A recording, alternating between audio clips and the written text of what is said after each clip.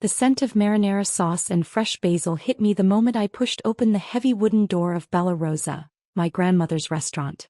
For 42 years, these same aromas had welcomed countless customers, but for me they meant home. Sophia. My grandmother's voice, still strong despite her recent hospital stay, called from her usual spot, a worn leather booth near the kitchen where she could oversee everything. You came. I hurried over, carefully helping her stand for our ritual hug. At 82, Nonna Rosa was frilier than I remembered, but her eyes still sparkled with the same fierce intelligence that had built this place from nothing. Of course I came, I said, sliding into the booth across from her. Your message sounded urgent. She glanced around the busy dinner service, lowering her voice.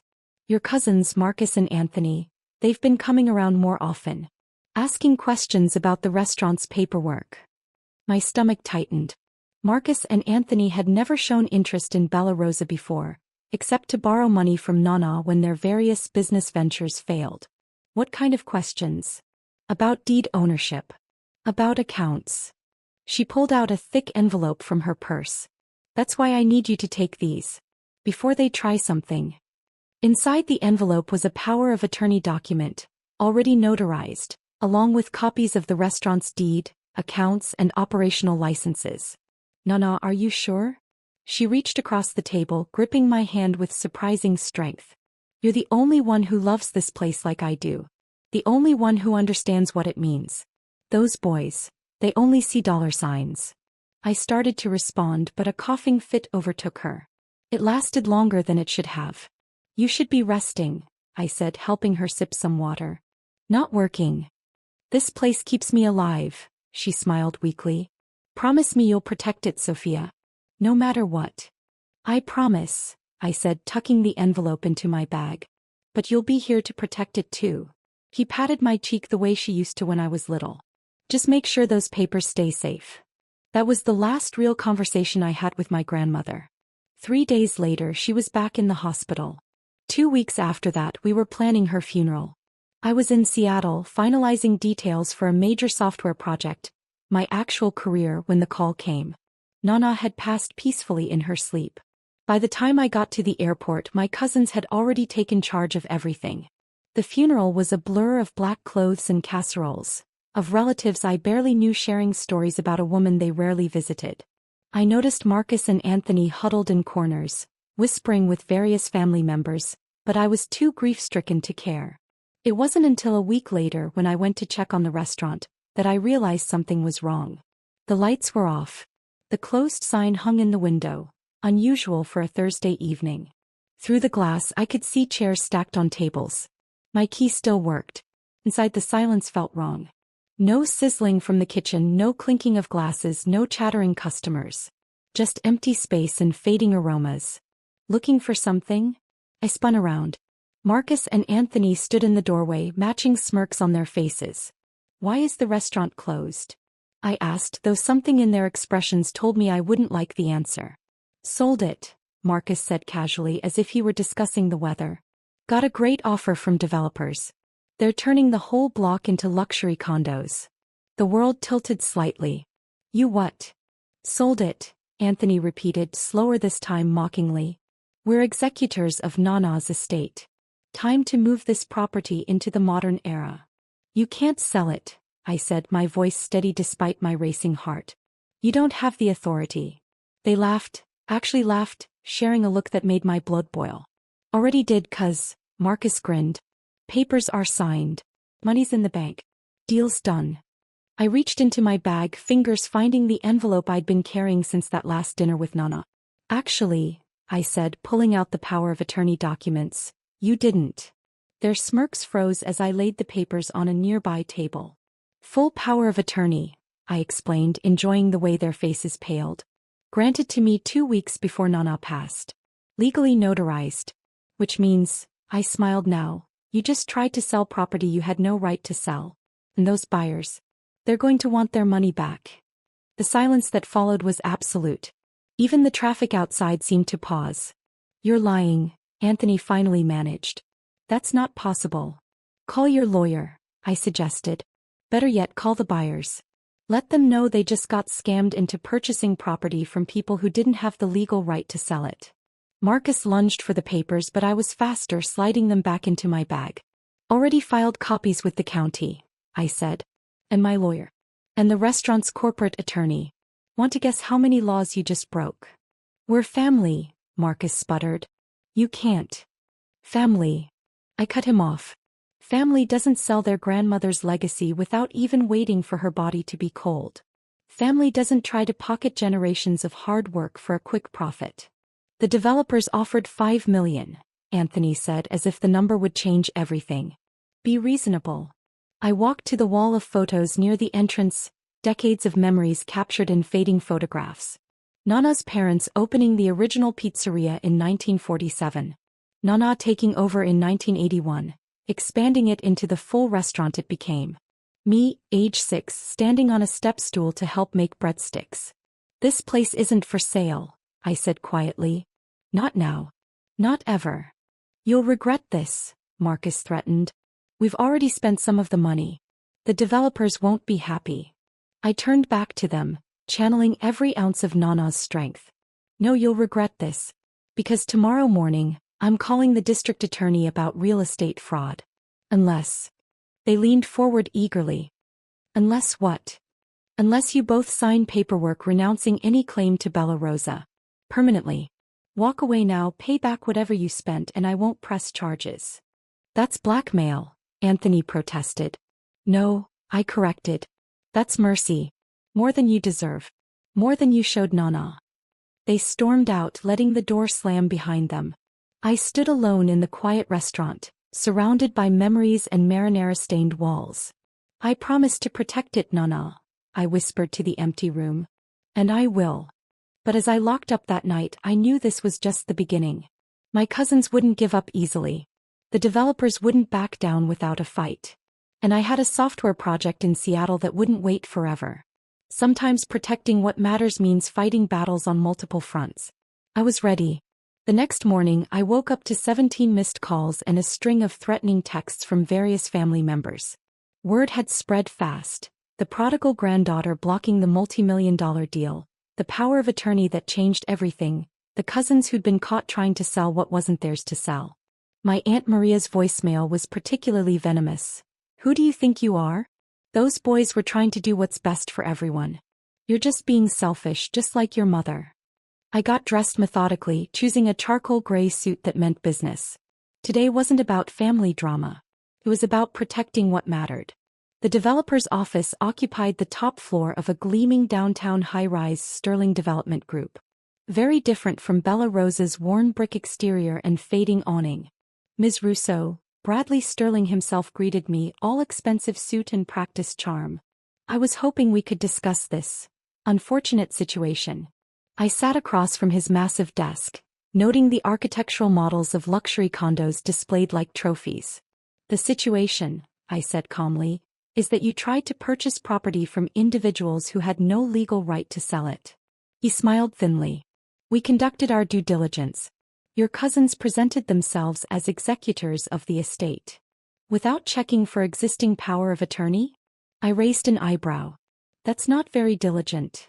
We've already begun preliminary work, he continued as if I hadn't spoken.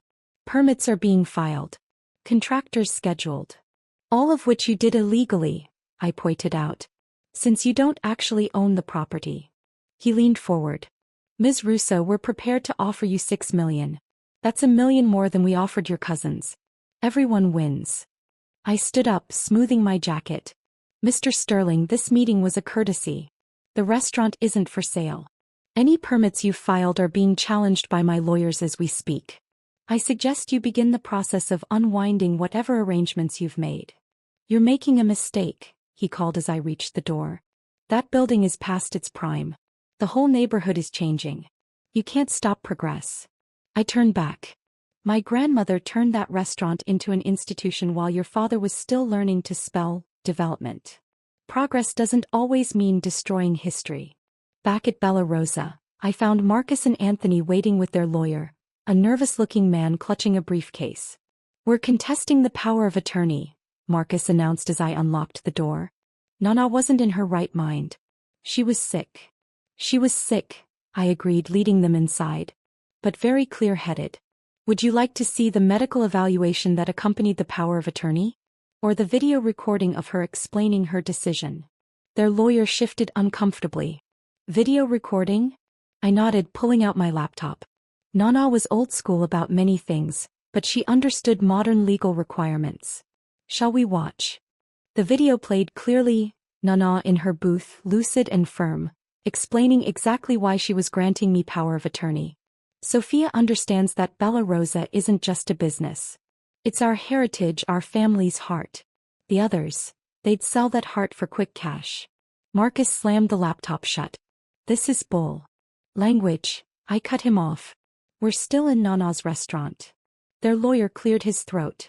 Ms. Russo, my clients have already spent significant portions of the developer's initial payment. If this sale doesn't go through. That sounds like a them problem, I replied. Not a me problem. We'll go public, Anthony threatened. Tell everyone how you manipulated a sick old woman. Go ahead, I challenged. Explain how you tried to sell her life's work without proper authority. I'm sure the local news would love that story. Greedy grandson's attempt real estate fraud. Has a nice ring to it. The lawyer pulled my cousins aside, whispered urgently. I could see the moment reality set in, their faces shifting from anger to fear. The paperwork renouncing your claims, I said, pulling out manila envelopes, is still on the table. Sign now, pay back what you spent, and this stays private. We don't have the money, Marcus admitted. We invested it. Of course they had. I didn't even want to know in what questionable scheme. Figure it out, I said firmly. Sell your cars. Mortgage your houses. But make it right. They signed the papers with shaking hands. Their lawyer reviewed each page, nodding reluctantly at the thoroughness of the documents. After they left, I walked through the restaurant, running my hands along the worn bar where Nana used to tell me stories of the old country. The kitchen where I learned to make pizza dough at age 7. The wall of photos documenting 42 years of family history. My phone buzzed, a text from my project manager in Seattle. Need you back, E. Client getting anxious. Reality check. I had a successful career as a software architect. A career that didn't involve marinara sauce or family feuds. A career that was currently hanging by a thread because of all this. The front door chimed. I turned to find Maria, my aunt, standing there with her hands on her hips. You've ruined those boys, she accused. Their credit is destroyed. Their reputations. They ruined themselves, I interrupted, by trying to steal and sell what wasn't theirs. It's just a restaurant. No, I said quietly. It's everything Nana built. Everything she believed in. Everything she protected for us. She's gone, Sophia. Gone. And you're clinging to a building like it's her. I walked to the wall of photos, pointed to one from 1981. See this? The day Nana took over from her parents? She was a woman alone in 1981, trying to run a restaurant when banks wouldn't even give women business loans. She remortgaged her house. Worked 18-hour days. Built this place into something that supported our entire family. Maria fell silent. How many times did she help Marcus and Anthony? I continued. How many failed businesses did she quietly subsidize? How many family emergencies did she cover with money from this, just a restaurant? That's different. No, it's exactly the same. He protected us. All of us. Even when we didn't deserve it. Now it's my turn to protect what she built. Maria's shoulders sagged. What will you do with it? You have your fancy tech job in Seattle. You can't run a restaurant. I smiled, thinking of the plans already forming. Watch me. That evening, after Maria left, I sat in Nana's booth with my laptop, looking at my resignation letter to the software company. Sometimes choices make themselves. My phone buzzed again, a text from Bradley Sterling. Final offer, $7 million. Don't be foolish.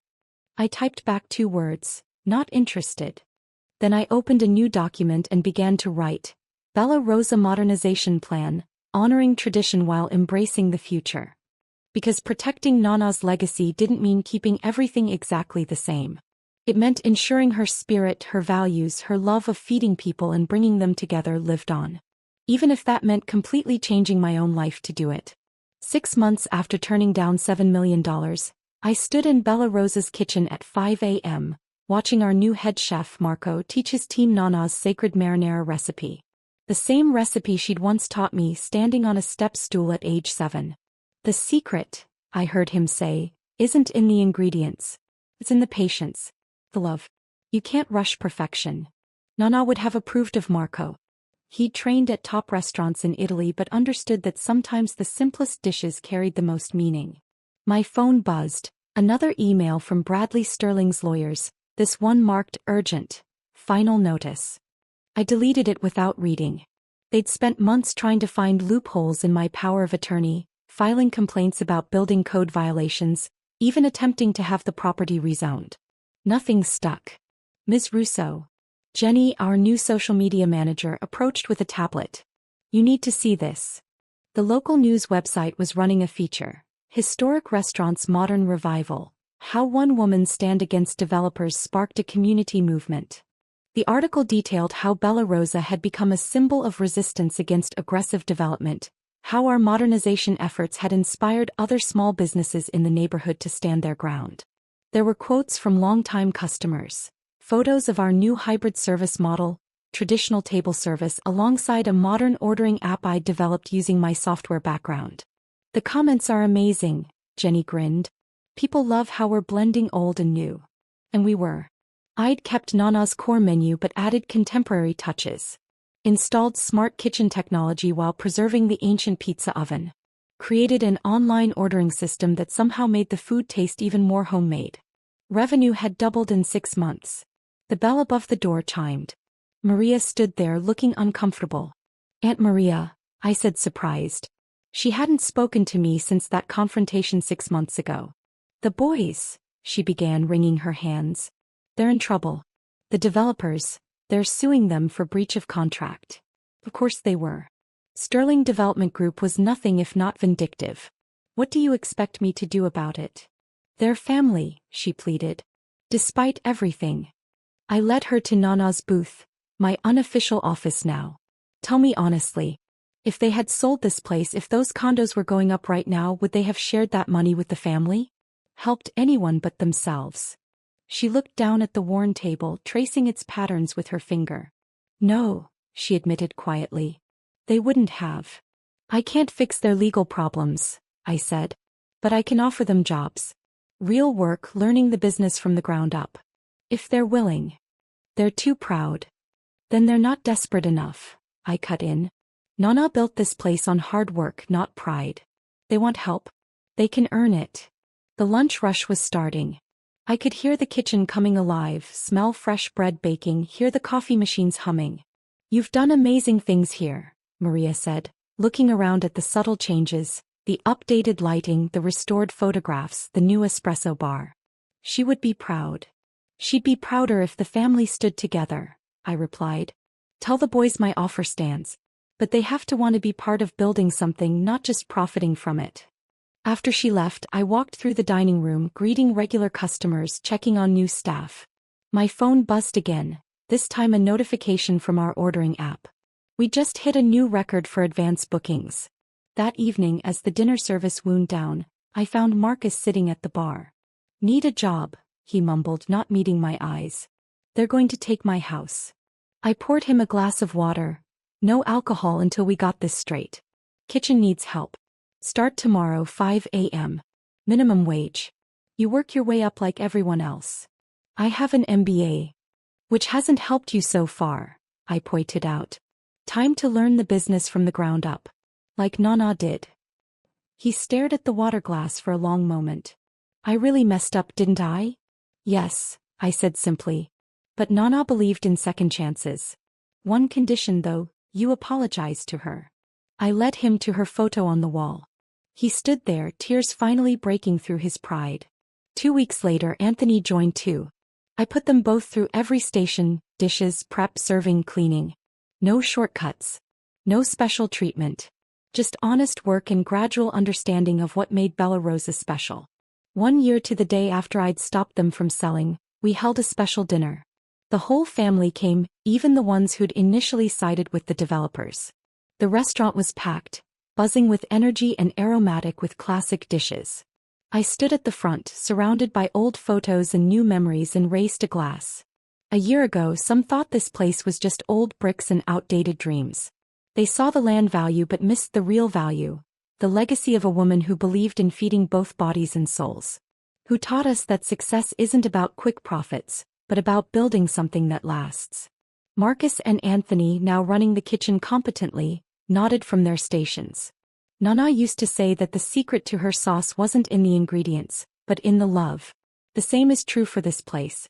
It's not just a restaurant. It's our heart, our history, our future.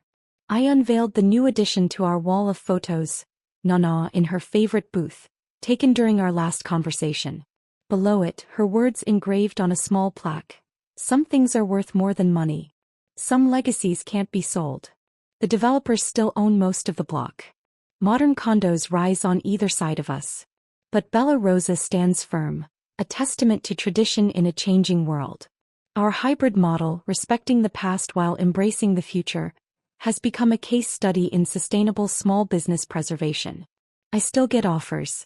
Higher numbers, aggressive tactics, veiled threats. But now I just smile and send them our menu. Come taste what you can't buy, I tell them. Come understand what you can't build.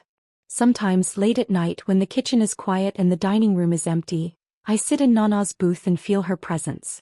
Not in the sadness of loss, but in the joy of continuation. In the laughter of families sharing meals, in the smell of that sacred marinara sauce, in the way food still brings people together. Marcus and Anthony are learning.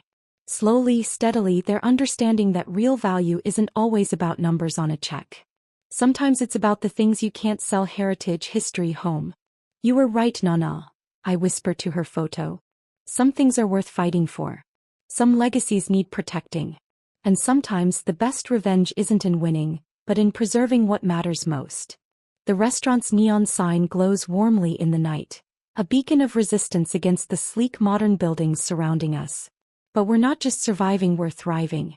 Because in a world of constant change, people still hunger for authenticity. For tradition. For places that feel like home. Bella Rosa isn't just a restaurant anymore.